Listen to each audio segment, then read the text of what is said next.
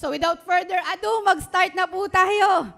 And let us dive right into the Word. Sabi po ng Proverbs chapter 21 verse 2, all deeds are right in the sight of the doer, but the Lord weighs the heart.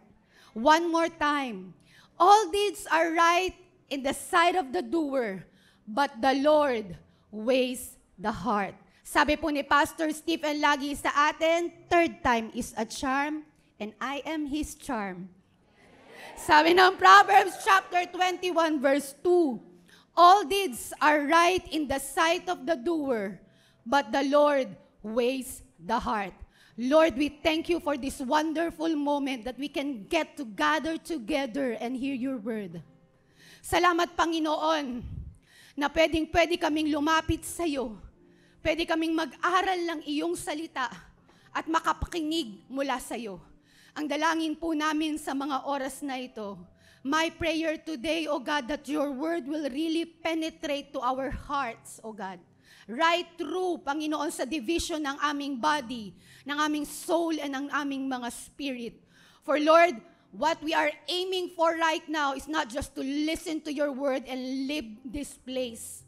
But Lord, what we're aiming right now is to listen to your word and allow your word to work in us and through us.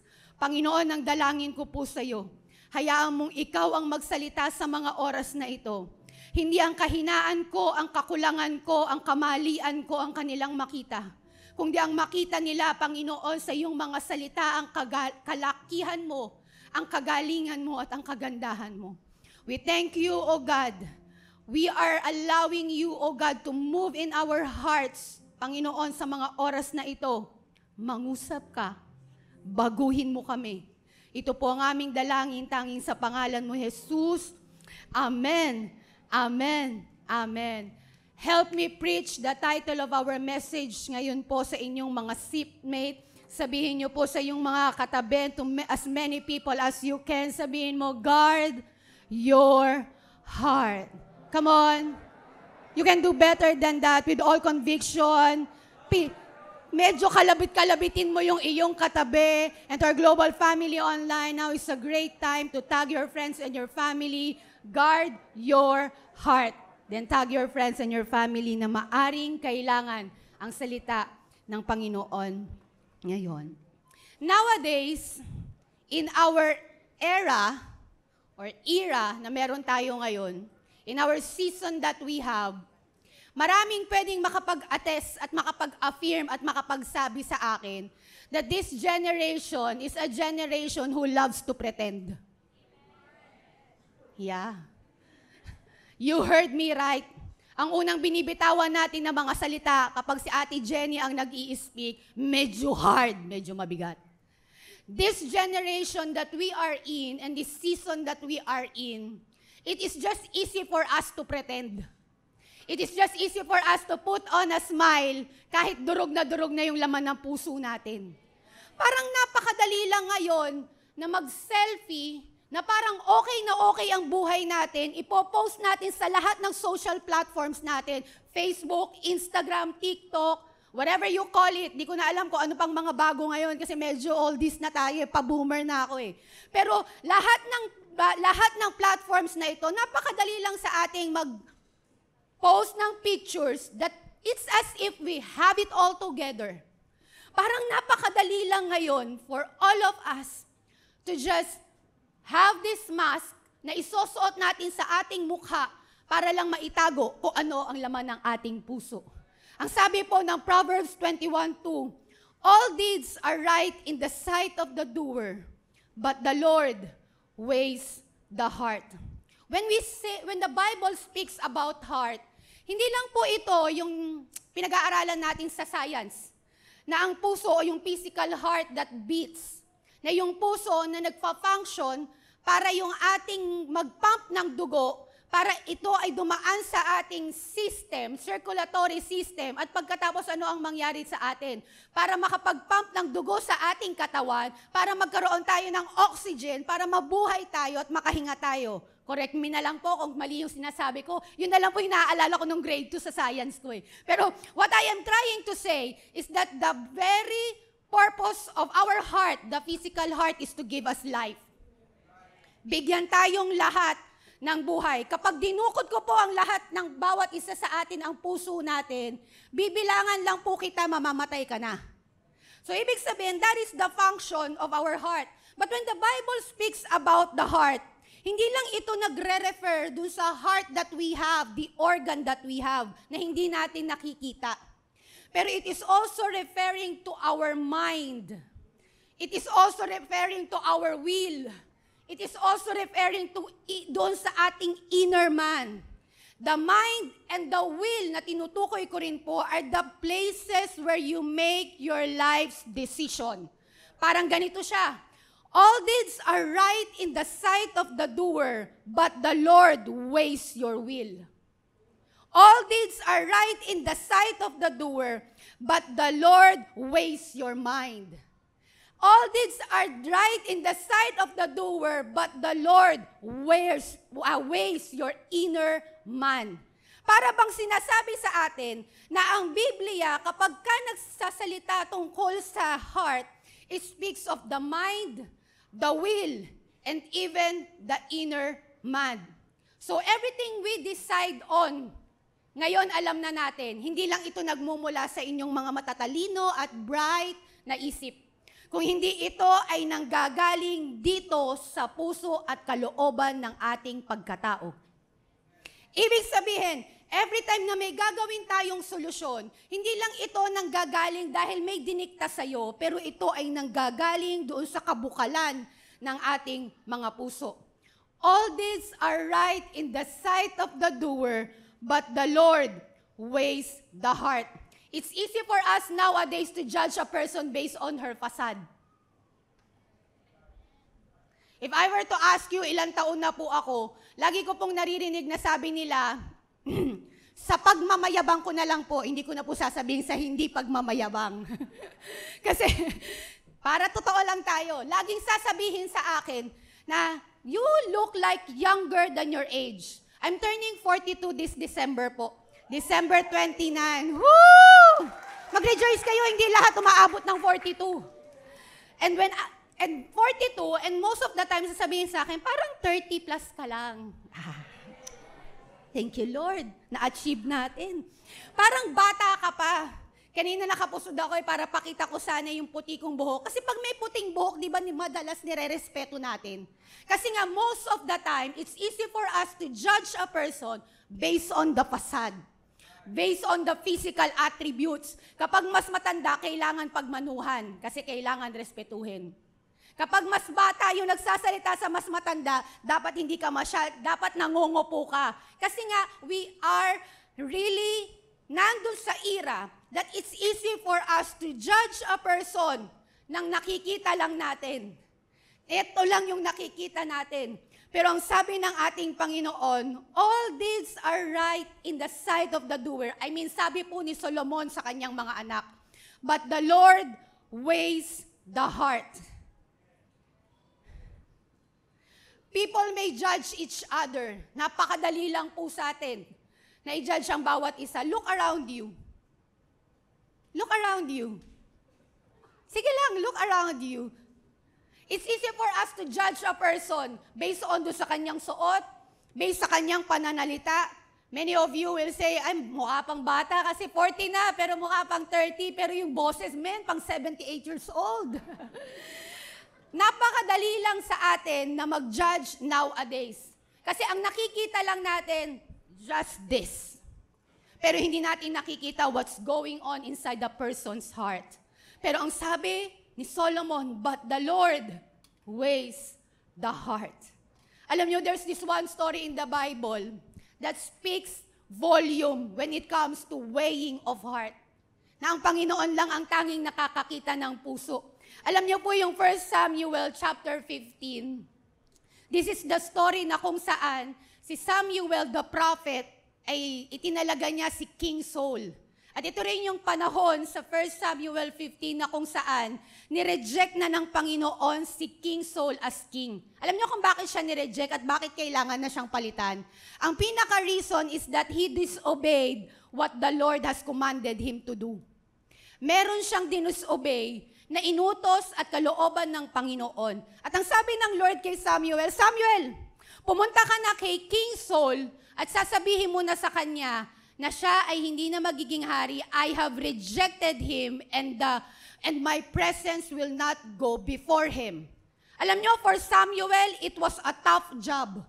Kasi prophet siya mismo ng haring ito na kung saan kaya nakikinig lamang ng advice ang king na ito sa mga propeta. At ang nakatalaga kay King Saul ay si Samuel. Alam niyo po ba si Samuel at this time in 1 Samuel 15, ang sabi ng Bible, he was afraid. Kasi baka mamaya kapag nag-anoint na siya ng ibang king, magagalit si King Saul sa kanya at pwede siyang ipapatay. At hindi lang siya afraid, he was disappointed. Kasi si King Saul, para sa kanyang paningin, ay pasok sa banga at pasok sa standard niya. Kasi pag tinignan niya si King Saul, matikas eh. Guwapo eh. May abs, six-pack hanggang mukha eh. Pag tinignan niya si King Saul, ito ay karapat-dapat na hari kasi sabi nga ng Bible, among sa kanyang, sa nations of Israel, isa si King Saul sa pinakamataas, pinakamatangkad, physically. Ibig sabihin, he got what it takes. Pero naniniwala po ba kayo that even though you got what it takes, but if you don't have the Spirit of the Lord, it's nothing. Kaya ang trabaho ngayon ni Samuel, pumunta doon kila Jesse na sinabi ng Panginoon para magkaroon sila ng session, sacrificial session, na kung saan mag-a-anoint na at mag-a-appoint na ng bagong king, si Samuel. And this happened. Pagdating po ni Samuel sa bahay nila Jesse, ang hirap talagang magkwento no, pag hindi ka chismosa. Pagdating po ni King Samuel, ni Prophet Samuel, doon sa bahay nila Jesse, pinapila pong lahat ni Jesse yung kanyang 7 anak, na 7 unang anak ang kanyang pinapila. At we all know the story. Na ang story nito, si David, wala doon. It was his appointing session, pero wala siya doon. Iniharap si Eliab, iniharap si Aminadab, iniharap si Shama, at yung 7, ang sabi ng Panginoon, wala doon. Ang sabi ng 1 Samuel 16:6, when they arrived, Samuel took at Eliab and thought. Nung nakita niya yung panganay na anak ni Jesse, sabi niya, surely, this is the man the Lord has chosen. Sa other translation, ang sabi niya, surely, the Lord's anointed stands before the Lord. Sa Tagalog, para mas feel nating lahat. Ito na nga ang pinili ni Yahweh para maging hari. Pababawin pa natin ng onte para damang-dama nating lahat. Para bang sinabi ni Samuel, hindi na ako nagkakamali, itataya ko buong buhay ko. Itong si Eliab na ang susunod na hari ng Israel.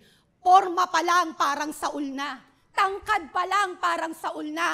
Abs pa lang parang Saul na. Tindig pa lang parang Saul na. Composition pa lang ng body niya parang Saul na. Ito ang paniguradong susunod na hari. Oh man, he was wrong. How many times have you been in that situation na ito na talaga? This is it. This is for me. Pero we got it wrong. The prophet got it wrong. The man of God got it wrong.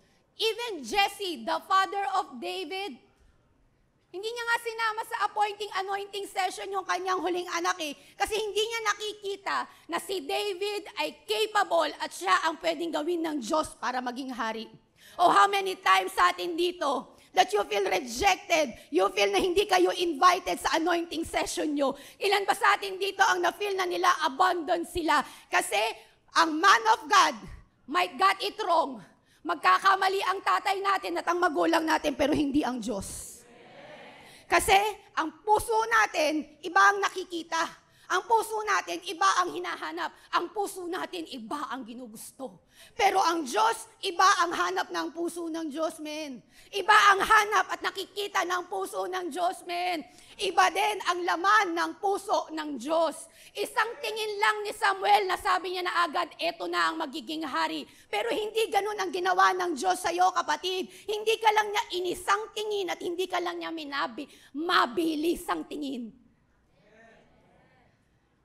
Hindi kagaya ang Panginoon natin na siya na nga.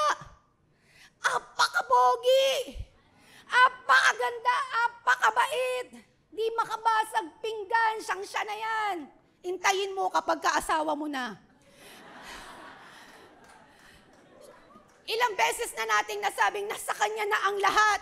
Hello, may chikot, may wheels, rich kid, lahat ng Jordan kicks meron. Wala nang hahanapin pa. Si Catherine nga, tsaka sinabi niya rin yung, wala nang hahanapin pa. Kita mo yung abs. Kita mo yung glass skin niya. Siguro 8 steps ng skincare routine ng mga Korean ang ginagamit. O citro namin. Kita mo yung mga maliliit na violet niyang mga maninipis na veins. Di ko alam ang tawag doon sa anatomy or sa kung ano man yun. Pero nakita mo, ito na talaga, siya na talaga. Or sa pagpili natin ng course, ito talaga ang course para sa akin. Kasi pag graduate ako, makakapag-apply ako sa Australia, New Zealand, Canada. At pagkatapos makakapagtrabaho, kikita ako ng limpak-limpak na pera. O kaya naman sa ating outfit. Ito na ang outfit sa akin. Ito na talaga. Yung kahit hindi na bagay sa'yo, basta trending, okay lang. But God sees right through you. He sees right through you. He sees right through you. And this time I pray, na Lord, rip off our mask. Panginoon, huwag mo naman sayangin yung pagligo ko, pagpunta ko dito sa church. Pag-invite ko ng family ko here, tas lalabas lang din uli ako dyan para makapaggulaman ako sa merch. Pero Lord, hayaan mo naman yung very moment that I am here. Makita ko, Panginoon, na may gagawin ka sa puso ko at sa buhay ko. God sees right through your heart. Hindi lang surface ang nakikita ng Panginoon. Hindi lang tong mga magaganda ninyong mukha at mga magaganda ninyong katawan. Ang nakikita ng Panginoon ay yung beneath dun sa surface. Nakwento na ni Pastor Stephen, we've tried yung free diving. Ang free diving, when you are in the surface, on the surface, pag nakita mo yung corals na nasa 12 meters deep, hindi mo siya ma-appreciate. Pangit eh. Kasi walang kulay. Kasi parang meron yung kailangan na red filter na hindi ko na-explain yung science behind it. Pero the story is, pag tinignan mo siya sa surface, nandun ka lang sa ibabaw, nakasilip ka lang, nag-i-snorkel ka lang, ang tingin mo sa lahat ng kulay ng bato, parang grayish na parang beige na light. Pare-pareho ang kulay nila. But when you dive deeper, 12 meters, makikita mo, ay orange pala yung nakikita ko dun sa itaas. Ay red pala yung nakikita ko, mas marami palang isda. Binibigyan niyang ng kulay kapag mas malalim. Ang ating Panginoon, hindi ka lang inisang tingin, hindi lang mabilis ang tingin, hindi ka lang niya tinignan sa surface, tinignan niya pati yung beneath the surface at ang puso mo kasi pag mas malalim, mas binibigyan niyang kulay. He even sees you in the darkest moment of your life. At hindi lang yon, He even sees the darkest room of your heart. Yung mga bagay na hindi mo, tinatago mo sa iba, ayaw mong sabihin sa iba, ayaw mong pakita sa iba, nakikita ng ating Panginoon. And that's the beauty of our God. We have this thinking. Ang mga Kristiyano may thinking tayo. No, kung nakikita ng Diyos yung laman ng puso ko, yung karumihan nito, nakikita niya yung galit sa puso ko, nakikita niya yung hinanakit, yung lahat-lahat ng laman ng puso ko. Pero yung thought na nakikita ng Diyos ang puso mo is a wonderful thing. Kasi ibig sabihin nun, hindi ka lang niya tinignan ng isang beses, kung di tinignan ka niya ng buong buo. Alam niyo, ang sabi ng Psalms 34:5, He first laid His eyes on you. Kaya hindi ako naniniwala si Kristiyano, siya ang unang nakahanap kay Jesus. Kasi it is always the Lord, God, na unang nakahanap sa atin. Hindi ka pa nga pinapanganak, pinili ka na ng ating Panginoon. Sabi ng Psalms 139:13-14, He carefully knitted you in your mother's womb. Bawat himaymay ng iyong katawan, bawat cells in your body, bawat veins na nakadugtong-dugtong, gaano man kanipis, lahat ng iyan, tinahinang maingat ng ating Panginoon sa sinapupunan pa lamang ng ating nanay. Hindi ka lang niya inisang tingin. Hindi ka lang niya minabilisang tingin. Sabi ng Psalms 139 verse 2, He knows when you sit down. He knows when you stand up. Ibig sabihin lang noon, alam ng Diyos kung kailan ka matutulog. Alam ng Diyos kung kailan ka gigising. Alam niya kung kailan ka kakain. Sabi pa nga, the scripture take it further. Ang sabi pa nga ng Bible, He even numbered your hair. Hairs pala, sorry. It is uncountable. Alam natin yung sa English, hindi pwedeng hair, strands of hair. Pero dahil sa Panginoon, He can count it. Kaya naging numbered ang ating mga buhok. Hindi niya lang sinabi na 3,842 yung buhok mo na strands. Hindi niya lang sinabing 2,864 yung strands ng buhok mo. O para makarelate tayong lahat, hindi niya lang sinabing 200 na lang yung strands ng buhok mo. Kundi ang sabi ng Lord, He knows and numbered your hairs. Alam niyang hindi nakulot yung pang 38 kanina. Alam niyang nalagas yung pang 42 kanina. Kasi hindi ka lang inisang tingin ng Panginoon. He laid His eyes on you. Sabi na Ephesians 1:4, He chose you even the foundation of the world. This is such a wonderful thing. Hindi pa nilalatag ang pundasyon ng mundong ito, pinili ka na.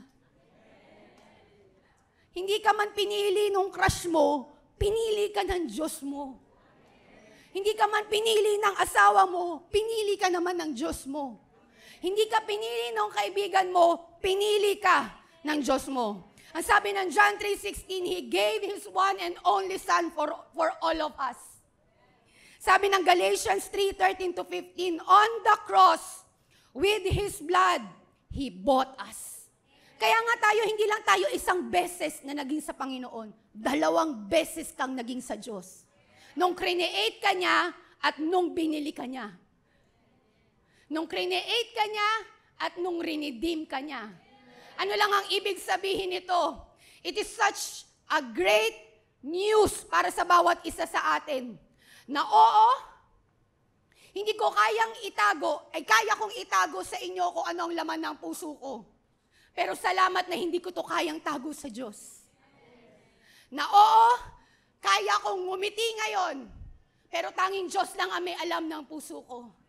It is such a wonderful, great news na kahit alam ng Diyos ang kapangitan ng puso mo ngayon at ng puso ko ngayon, minahal ka pa rin niya.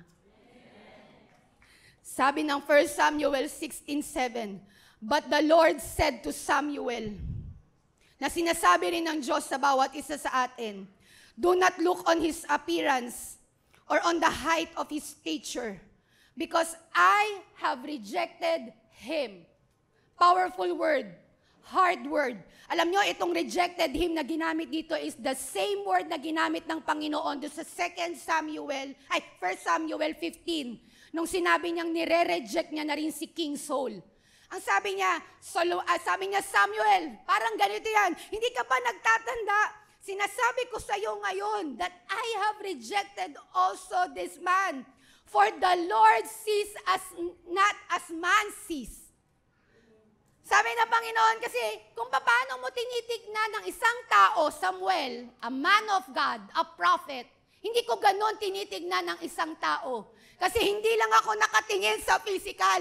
Hindi lang ako nakatingin sa mga medalyang nakasabit sa iyong leeg. Hindi lang ako nakatingin kung gaano kakapal ang iyong wallet, kung gaano karami ang zeros ng iyong bank account. Pagkatapos ng 1, ng 2, ng 3, ng 4, ha? Hindi rin ako nakatingin sa kung ano ang meron ka ngayon. Pero sabi ng Panginoon, man looks on the outward appearance, but the Lord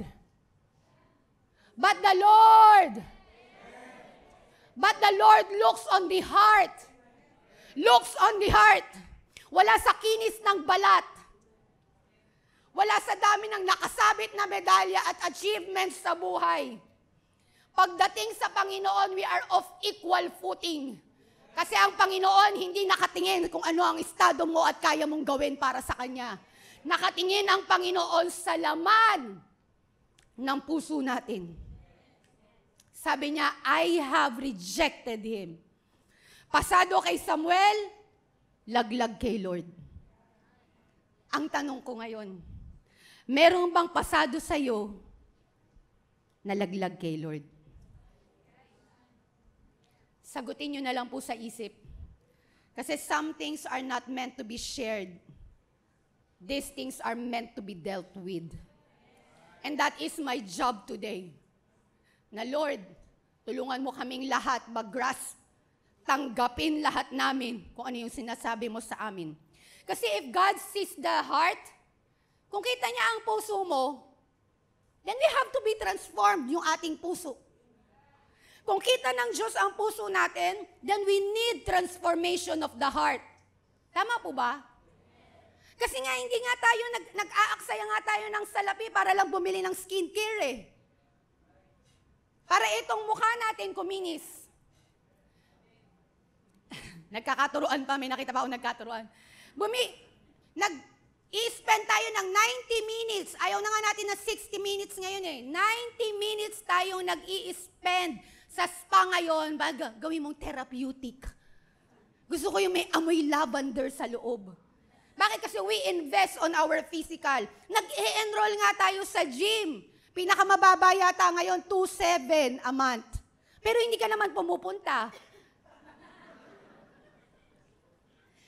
Meron tayong pa-nail extension ngayon para sa mga kababaihan. Pa-massage and so on and so forth. Even the pleasures of our desire para lang makapagkapi sa Starbucks. Sabi ng iba, ano yung Starbucks? That's how Gen Z say it nowadays. Starbucks. We are investing in those things, even our time. Nag-i-spend tayo ng time for our physical transformation. Pero ang kailangan lang talaga ngayon is that we need the transformation of the heart. Kasi we don't have to please naman everybody here. You cannot please everybody here. But if you wanna please your God, have the transformation of your heart. Kasi hindi kasi porke makinis, ang puso malinis. Hindi kasi porke pormang pastor, ang puso hindi na impostor. Hindi kasi porke maraming alam at maraming memorize sa Bible, ang puso reliable. Hindi rin kasi porke mukhang strong, ang puso hindi na wrong. So what I am trying and implying here today, masyado po akong matapang, we need our hearts to be transformed. We need our hearts to be transformed. Magkaroon ng pagbabago sa ating puso. Kasi pag nagbago ang ating puso, nagbabago ang ating kaisipan, nagbabago ang kalooban natin at ang inner man natin ay nagbabago. Kaya nga ang sabi po, di ba? Ang sabi po, what is hidden kasi sa ating puso, kita na ating Panginoon. Kung kita na ating Panginoon, invest on it. Let our hearts be transformed. The beauty of God seeing our heart is this. He sees your hidden sin. Reality check. Alam din ng Panginoon kung ano yung unforgiveness na meron ka sa puso mo. Alam rin ng Panginoon yung hatred that you have in your heart. Alam ng Panginoon yung mga worries mo na hindi nakakapagpatulog sa'yo. Alam rin ng Panginoon yung grudges mo against someone. Alam din ng Panginoon yung rebellious heart mo. Alam din ng Panginoon na yung puso mo ay punong-puno ng lust. Pero the beauty of God seeing our heart is this. On the other hand, He sees also your weaknesses, your struggles, your hurt, your pain, and even your brokenness. Kita rin ng ating Panginoon. Either end, either hand, God sees it. Sabi ng Proverbs 4:23, above all else, guard your heart. Yung Proverbs 4 na ito, kapag binasa mo yung buong chapter, kinakausap ni King Solomon yung kanyang mga anak. Siguro ang dami nun, no? Kasi ang dami niyang asawa eh. Alam mo, ang dami niyang anak. Kinakausap niya yung kanyang mga anak. Tapos nagbibigay siya ng mga advice dun sa kanyang mga anak.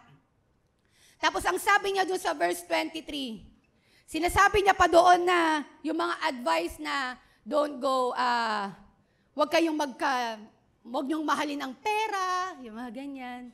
Kasama doon yung sa pag-a-advise niya yung mga moral issues na huwag niyong papasukin, huwag kayong sasama sa mga maling kaibigan. Tapos sabi ni Solomon sa kanila, but above all else, sa lahat ng ito, sa lahat ng sinasabi ko sa inyong katuruan, guard your heart.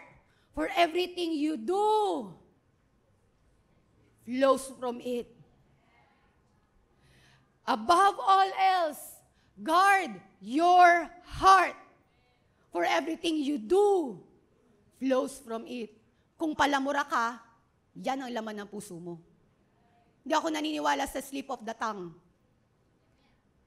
Kung ikaw ay nagsisinungaling, yan ang laman ng puso mo. Kung ikaw o tayo ay mayabang, yan ang laman ng puso natin. Ganun lang siya kasimple. Kung tayo, madali lang sa atin tumawa sa fault at sa weaknesses ng iba, yun ang laman ng puso natin.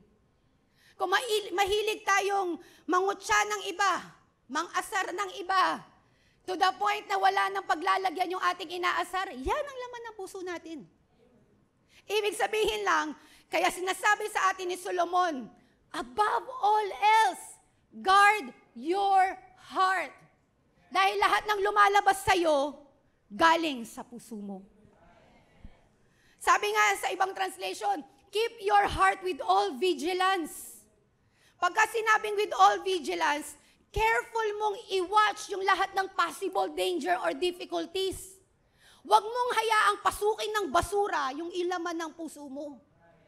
Kapag po meron sa bahay namin na hindi ko gusto, pumasok sa bahay namin, kung may magnanakaw na papasok sa amin sa bahay namin, pauupuin ko ba siya at pagkukukin ko?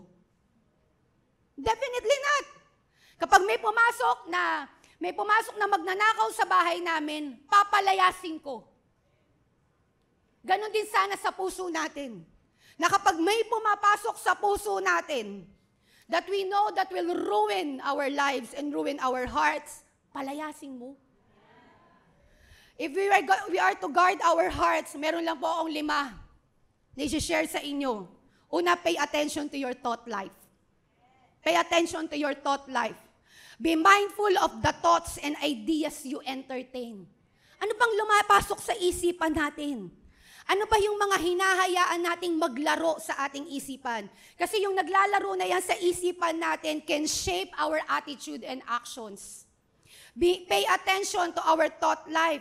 Mga negative things na inilalagay natin sa ating kaisipan. Mga wrong things na nilalagay natin sa ating kaisipan. Pero ano ang sinasabi sa atin? Fill our mind with the scripture. Fill our minds with prayer. Fill our minds with positive affirmation. Fill our minds with encourages dun sa values and faith na natututunan natin sa salita ng ating Panginoon. Pangalawa, protect your influences. Kung may mga kaibigan ka that you know will harm your heart, layuan mo na yung kaibigan mong yan. Kasi don't surround yourself with people. Yan ang mga influences natin ngayon eh. People, media, environment, na nagsusupport dun sa ating mga values at nagpapabago ng ating mga beliefs. Be discerning. Huwag mo lang piliin kung anong susuotin mo. Piliin mo rin sinong kakaibiganin mo. Bakit? Kasi yung kaibigan mo might bring you to somewhere na maruruin ang iyong buhay. Napakarami ko na pong narinig na stories na nagsabing kung hindi lang sana ako nabarkada dito sa kaibigan kong to, baka mas maayos ang buhay ko. Be discerning. Protect your influences. Third, practice self-discipline and self-control. If you know you're mad, keep your mouth shut. Kapag alam mo may sasabihin kang hindi maganda, tumahimik ka na lang. 2 beses ko itong narinig sa magkaibang preacher nitong past few days. Let us practice self-discipline and self-control. Makontrol natin yung actions natin, yung behaviors natin. Kasama nitong ma-resist natin ang temptation na nagli-lead sa atin, sa ating mga pagkakasala. Pang-apat, check your heart regularly. Check your heart regularly. I was not here last Sunday because I feel like I have to slow down. Sabi ko kay Pastor Stephen, I think I'm not going to church muna. I just can't go to church. Sabi ko, I just can't go to church because there's something happening inside my heart na hindi ko maintindihan. Parang yung feeling na parang galit na galit ka because you're becoming a person you are not. You're becoming a person na hindi mo gustong maging ganun ka. Masyado po ako nakakaramdam ng nararamdaman ko na anytime sasabog ako. Nakakaramdam ako ng irritable, naiinis ako, naiirita ako. Nakakaramdam ako ng galit. Nakakaramdam ako at some point na bakit ko nararamdaman ito? Nasabi ko kay Pastor Stephen, sabi ko, just give me time to slow down and to check my heart. Kasi I won't allow it. Na dahil dun sa nararamdaman kong ito, iruwin nito kung ano yung meron ako. So I just slowly, I was not just physically unwell nung last week, but I am also having a hard time mentally dealing with what's going on inside me. I just want to be raw and absolute sa inyong harapan.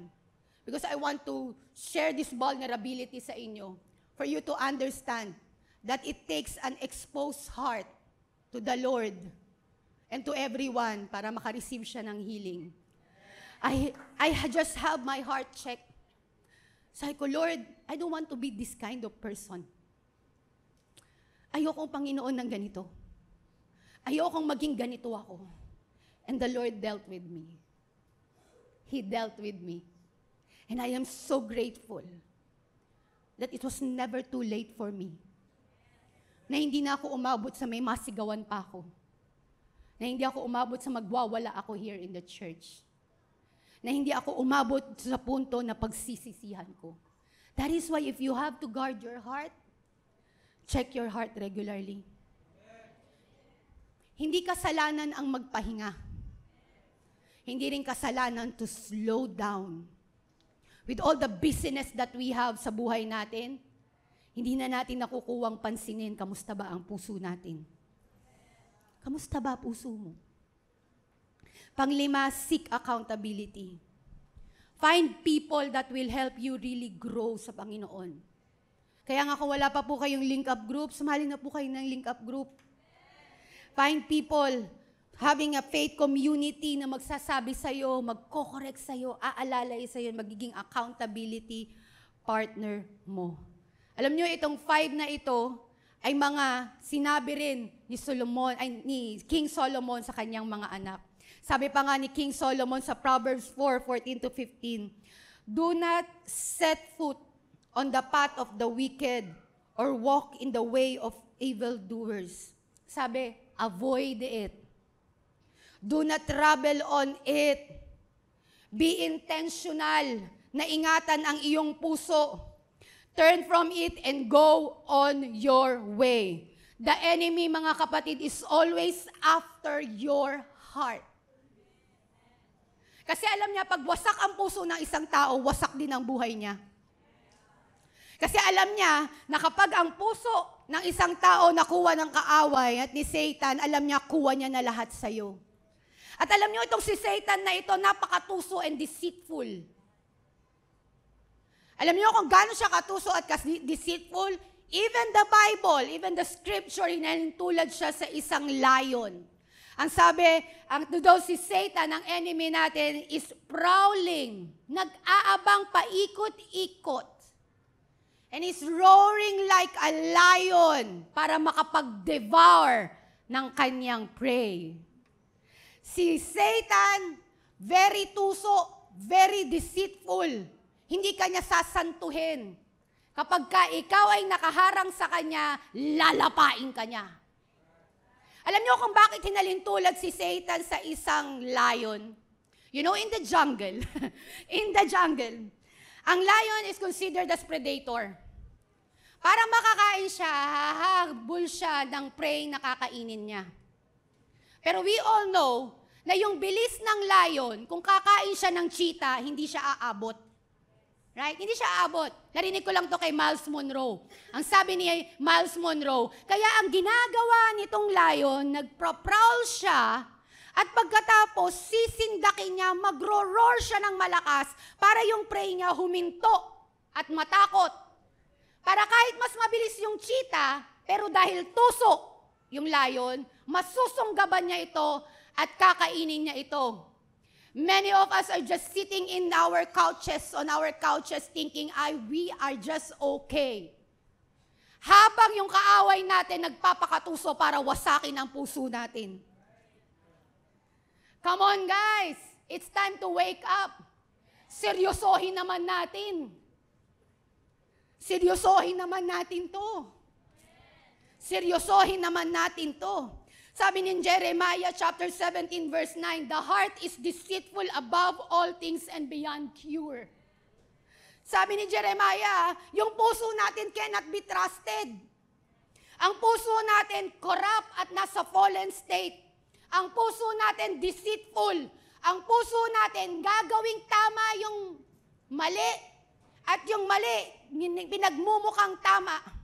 Ang puso natin is desperately wicked, deadly, and desperate. Yan ang puso natin. Sinasabi lang sa atin ni Jeremiah, deceitful above all things. Kaya ang sabi ni Solomon, above all else, guard your heart. Guard your heart. Napakaraming Kristiyano ngayon kung makapost tayo ng mga verses about forgiveness, pero galit na galit yung puso natin. Napakaraming Kristiyano ngayon kung makapag-disciple, pero yung puso natin galit na galit. Napakaraming Kristiyano ngayon doing all the work of the Lord, pero yung puso wala na ang work of the Lord, wala na ang Lord of the work. Napakaraming Kristiyano ngayon, ang puso nadadaya na. Ang sabi ng Lord, above all else, guard your heart. Whoever has the control of your heart has the control of your life. Kaya nga nung tinanggap natin si Kristo bilang ating Panginoon at tagapagligtas ng ating buhay, kung naaalala nyo pa po, ang sabi natin, Lord, tinatanggap kita bilang aking Diyos, Panginoon at tagapagligtas ng aking buhay. Tinatanggap kita at pinapapasok sa aking puso. Because whoever has the control of your life, has the control of your heart, has the control of your life. Kung anong lumalabas sa'yo, galing yon sa kung sino at ano ang nasa puso natin. Sabi ng Luke 6:45, the good person out of the good treasure of the heart produces good. Pero ang evil person out of the evil treasure of the heart produces evil. For it is out of the abundance of the heart that the mouth speaks. It is out of the abundance of the heart that we decide. It is out of the abundance of the heart that we solve our problems. It is out of the abundance of our heart. Kaya tayo nag-crave, kaya tayo nagde-desire. Galing lahat yan sa puso natin. Sabi ni Solomon, above all else, guard your heart.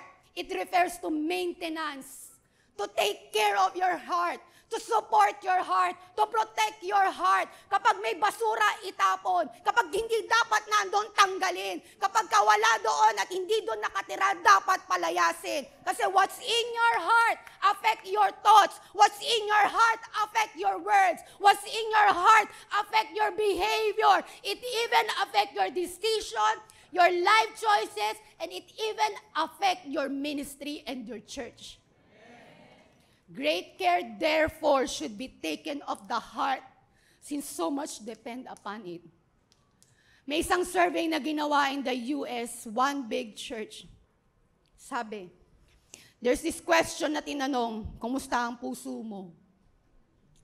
It was a very raw and very real na pagsagot ng mga tao doon. 99% their hearts were not okay. 1% nung dun sa lahat ng tinanong, their hearts are still beating, functioning pa. Still on fire sa things of God. Pero alam niyo yung 75% of the 99%, wala po akong calculator, kayo na lang po, are young people. This generation needs to guard our heart. Remember David? Remember David? Yung kanina ring binasa natin, na nakitaan ng Panginoon na puso na siya ang gagawing hari. Alam niyo, si this David, nung hari na siya, nagkasala siya big time sa Panginoon. At ang kasalanan niya, instead of dapat nung springtime, kasama niya yung kanyang mga soldiers na nakikipaglabanan, pinili ni David to just dun magstay sa palace niya. At habang nandun siya sa palace niya, lumabas siya dun sa veranda niya at natanaw niya ang isang napakagandang babae na naliligo. Ang pangalan ay Bathsheba. At ito pong si David na to, yung kanyang puso ay nagsimula na hangarin ang babaeng ito at ipakuha. Nung ipinakuha niya si Bathsheba, sinipingan niya si Bathsheba habang ang asawa ni Bathsheba ay nakikipaglabanan on the war na dapat nandun si David. At pagkatapos nito, nagbunga ang ginawang kasalanan na ito ni David. Nung nalaman ito ni David, kailangan niyang gumawa ng paraan. Kasi malalaman ng lahat ang kanyang pagkakasala. Oh, how many of us are like this? We try to cover up the things that we do. At pagkatapos, ang ginawa ni David is that pinapunta niya at pinauwi niya si Uriah para masipingan ng kanyang asawa, para maitago yung kanyang kasalanang nagawa. Sabi niya kay Uriah, uwi ka muna. Pero alam niyo, buti na lang din si Uriah, napaka-loyal sa kanyang master at takot sa ating Panginoon. Ang sabi ng Bible, hindi umuwi si Uriah, nagstay sa palasyo, kasi yung loyalty niya nandun sa king niya at sa Panginoon niya. Hindi maitatago ngayon ni David yung kanyang nararamdaman at yung puso niya. Ang puso niya naging deceitful, ang puso niya nagsinungaling, at ang puso niya naghangad na ipapatay ang isang taong tapat sa kanya. What he did para hindi lang malaman yung kanyang kasalanan ginawa, si Uriah, sinabihan niya si Joab, ilagay mo sa unahan ng laban. One of his mighty men, pinalagay sa unahan ng laban para mamatay. At namatay nga si Uriah. At ang sabi ng Bible, yung pinagdadalang tao ni Bathsheba, na una ay namatay din. Ang puso ni David, naghangad ng asawa ng iba. Ang puso ni David, naging deceitful, nagsinungaling pa. Ang puso ni David, naghangad, ipapatay ang isang taong tapat sa kanya. Nung namatay si Uriah, pinakuha niya si Bathsheba, nagkaroon sila ng anak, at ang naging anak nila ay si King Solomon. Sabi, nung nalaman na at kinonfront na si David ng isang prophet, ito ang lumabas sa bibig ni David. Sabi ng Psalm 51:10, if you know this song, sabayan niyo po ako, para hindi po magtunog pang backslide na kayo. Sabi, create in me a clean heart, O God, and renew a right spirit within me. Sabihin niyo po ako, parang awa niyo na. Create in me a clean heart, and renew a right spirit within me. One more time. Create in me a clean heart, O God, and renew a right spirit within me.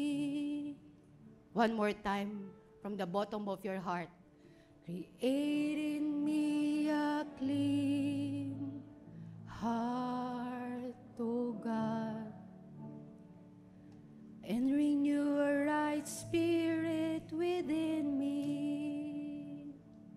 Alam ni David na hindi lang paglilinis ng puso ang kailangan niya. Alam ni David na ang kailangan niya, malikhaan siya ng bagong puso. Alam niya yung kanyang hinihingi sa Diyos, tanging Diyos lang ang kayang magbigay. Walang under the roof of heaven ang kayang mag-create kundi ang Diyos lang. Nung sinabi niyang, create in me a clean heart, O God, it is the same weight ng word ng create doon is yung ginamit in Genesis 1 when God created the universe and the earth. Sabi niya, create in me a clean heart, O God, and in you a right spirit within me. Kapag ang isang puso ng isang tao kino-cover up lang, hindi yan gagaling. Sinusugatan mo, tapos i-cover mo lang, hindi gagaling. Kung ang dami na nating kinover up, yung iba nga nakalimutan na natin kasi nilagay na natin sa pinakasulok na bahagi ng buhay natin, ng puso natin. Kaya ang sabi ni David, create in me a clean heart, O God, and in you a right spirit within me. Our heart must be an open space or room for our God. Ang puso natin ay para sa Diyos. Kaya ang puso na ito, pinapasok natin ng ating Panginoon, huwag mong palabasin, men. Kasi kung si Jesus at ang Diyos na yung pinapasok mo sa puso mo, bakit mo pa palalabasin? Itong puso na to ay space dapat ng para sa ating Panginoon lang. Keep your heart open. Keep your heart open. Oo, mas madaling magtago. Oo, parang mas okay sa mata ng ibang magtago eh. Oo, parang okay naman sa iba na hindi nila alam. O hindi ko naman kailangang out loud na sabihin. Kasi hindi naman to kita eh, yung puso ko eh. Pero alam mo, mas mayapa at masaya. Mas malaya din kapag nasabi mo siya sa Panginoon. Kapag binuksan mo siya para sa ating Panginoon. As we guard our hearts, gusto rin ng Panginoon, you pour out your heart to Him. Ibuhos ang laman ng puso ng buo. Hindi lang yung magandang parte ang dapat binibigay mo sa Diyos. Hindi niya naman sinabi na yung mga magagandang parte mo lang ang ibibigay mo sa akin. Kasi in the first place, nung mabaho, marumi pa tayo, bastardo pa tayo, minahal na tayo ng Diyos. Kaya ang sabi ng Panginoon, ibuhos ang laman ng puso ng buo. And I pray right now, we will be like that. Lord, may we be like David. Maging kagaya kami ni David, Panginoon. Desiring to have a clean heart, for we want to guard it. Sabi ng Psalm 62:8, pour out your heart before Him. Hindi lang parte na maganda, hindi lang parte na pangit, hindi lang yung umaasang parte at hindi yung nawawala na ng pag-asa na parte. Hindi lang yung nasasaktan at hindi lang yung buo mong puso, lahat ng puso mo. Ibuhos mo sa ating Panginoon. Pour out our heart to God totally, completely, without reservation. Yung absolute, yung transparent, yung totoo, yung raw. Kasi kahit kalimutan mo, kahit tumingin ka sa kanan, sa kaliwa, sa buong paligid mo, lagi ka pa rin titingala at makikita mo may Diyos na nakakakita ng puso mo. Si Hannah, in 1 Samuel, nanay ni Samuel, wala siyang anak. Pinagtatawanan siya ni Penina, yung isang asawa ng asawa niya. Kasi uso dati yun eh. Hindi na po uso ngayon yun ha. Naalala ko lang nung siya, nagdi-desire na siyang magkaroon ng anak, pumunta siya, umapanik sila sa temple. Yearly silang pumapanik doon. Tapos pino-pour out niya yung puso niya doon sa Panginoon. One time, sumabog na yung laman ng puso niya eh. Yung inis niya doon kay Penina na bakit nangyayari yun? Mabuti naman siyang asawa pero bakit wala siyang anak? Ang sabi ng Bible, she cried out, na parang bumubulong na lang siya ng buong paghihinagpis niya at pagsasabi niyang, Lord, bigyan mo ako ng anak. Kasi magkaanak lang ako, sabi niya, i-offer ko siya sa'yo. May conditional na nga eh. At alam niyo, nakakatawa, merong man of God na nandun si Eli na nakakita sa kanya. One of the servants of the temple, kilala niyo siya. Ang sabi sa kanya, "Oy, lasing ka ba? Bawal lasing dito." Akala lasing siya dahil nananalangin siya ng pure at intent. Yung desperate na prayer sa Panginoon. Yung totoong-totoo at walang halong pagkukunwaring nilabas niya ang puso niya sa Panginoon. Sabi niya pa kay Eli, yung man of God pa mismo ha, ang nag-akala. Kasi ang nakikita nga lang natin minsan kahit ng man of God, physical lang. Mukha kasi siyang lasing manalangin. Pero ang Lord, nakita niya yung puso ni Hannah. The following year, doon sa pinupuntahan nila to offer, to celebrate, may kasama na siyang anak. Si Hezekiah, King Hezekiah, ang sabi ng Lord, through Prophet Isaiah, punta ka na kay King Hezekiah. Sa'yo lang naman makikinig yun, ikaw ang assigned the prophet sa kanya. Sabi mo sa kanya, mamamatay na siya, ayusin niya na lahat.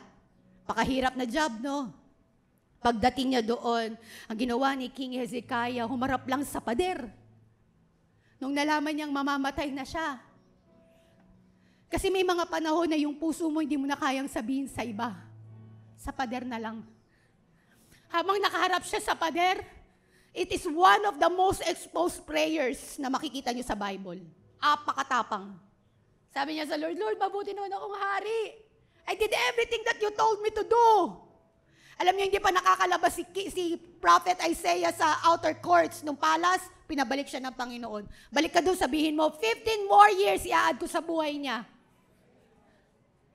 At ang sabi pa ng Panginoon, hindi lang yun, iproprotect ko siya sa lahat ng mga kaaway niya, yung kingdom niya, habang siya pa yung nagro-rule, iproprotect ko siya. Imagine that, poured out heart. Si David, he poured out his heart to God. Create in me a clean heart, O God. Renew a right spirit within me. Cast me not away from your presence, O God. Sabi niya sa Panginoon. Alam niyo, sabi ng Acts, I forgot the chapter. Pero ang sabi ng Acts, kung sino si David, David is called after God's own heart. Kinalugdan siya ng Panginoon. Para bang sinabi ng Panginoon, nagkasala ang puso mo, pero ikaw, kinalulugdan pa rin kita. Kasi lumapit ka sa akin. You came to me as real as you are, as exposed as you are. Alam niyo, sabi ng Bible, bakit siya kinalugdan ng ating Panginoon? Kasi sinunod niya ang lahat ng sinabi ng Panginoon sa kanya. Make room for your God in your heart. Let Him fill your heart. Make no room for hatred. Nakapangit yun. Make no room for complaining. Nakakatanda yun. Make no room for comparison. Hindi mo ikagaganda yun. Make no room for competition. Make no room for unforgiveness. Make no room for doubt. Ang layo na sana ng pinagdalhan sa'yo, pero punong-puno ng doubt ang puso mo. Make no room for pride. Okay na sana yung pamilya nyo, hindi ka lang makahingi ng tawad eh. Make no room for fear. Make no room for these things. Let Him fill your whole heart. Naalala niyo yung babae, John 12, Mary. Pumunta siya doon kay Jesus. Habang nandun ang mga disciples, kumakain sila. Dali-daling pumunta si Mary, breaking all the rules and the culture of the Jewish. Bawal directly makikipag-usap ang babae sa lalaki, pero pumunta siya dun sa paanan ni Jesus, dala ang alabaster jar niya. Binasag niya ito sa paanan ng ating Panginoon, ibinuhos sa paanan ng ating Panginoon. At pagkatapos ang sabi ng Bible, humalimuyak ito sa buong kwarto na hindi lang si Jesus ang nakaamoy. Buong room nakaamoy. To the point na nasabi pa nga ni Judas, disciple of Jesus, sabi pa niya, sayang naman yan. Pero sabi ng Lord, just let her do her thing.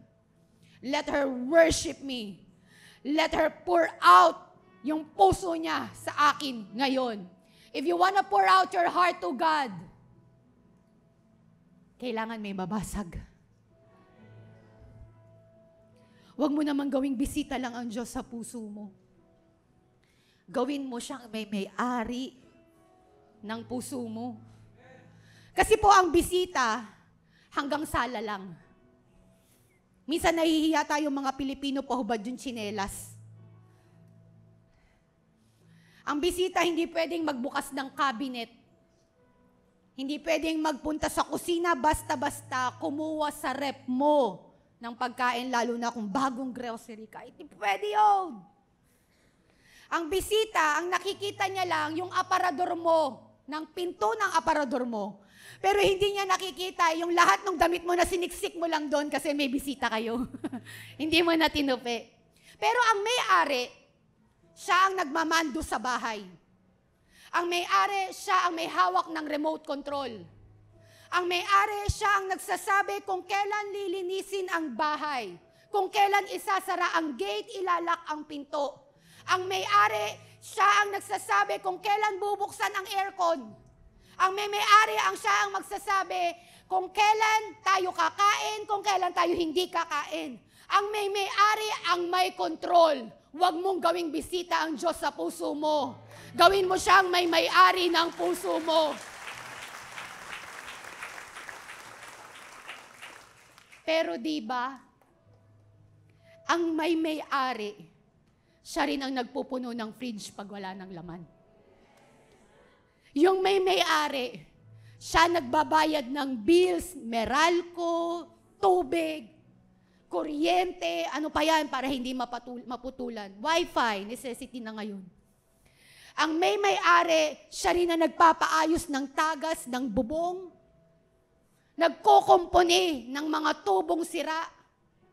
Ang may-ari ang nagpapaayos, nagpapalagay ng fence for our security. Ngayon nga kung mayaman-yaman ka, may CCTV ka pa. Yan ang gawain ng may-ari. Huwag mong gawing bisita ang Diyos sa puso mo. Gawin mo siyang may-ari ng puso mo. Sabi ng isang verse sa Bible, if you hear the word of the Lord, do not harden your heart.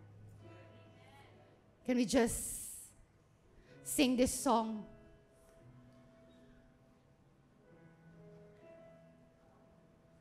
Huwag po kayo mag-alala, hindi ako ang kakanta. Kasi pagkatas ng lahat ng build-up na yun, baka mag-ano po kayo, backslide. Habang nagpre-prepare yung ating worship team, naalala ko lang, during the fall of man, nung kinagat na nila, pinaghatian na nila ang prutas. Ang sabi ng Bible, the Lord looked for them. Kasi ang sabi ng Bible, nagkaroon sila, pumasok ang death at ang kasalanan sa kanila. Sa kanilang puso. Nalaman nilang sila'y hubad.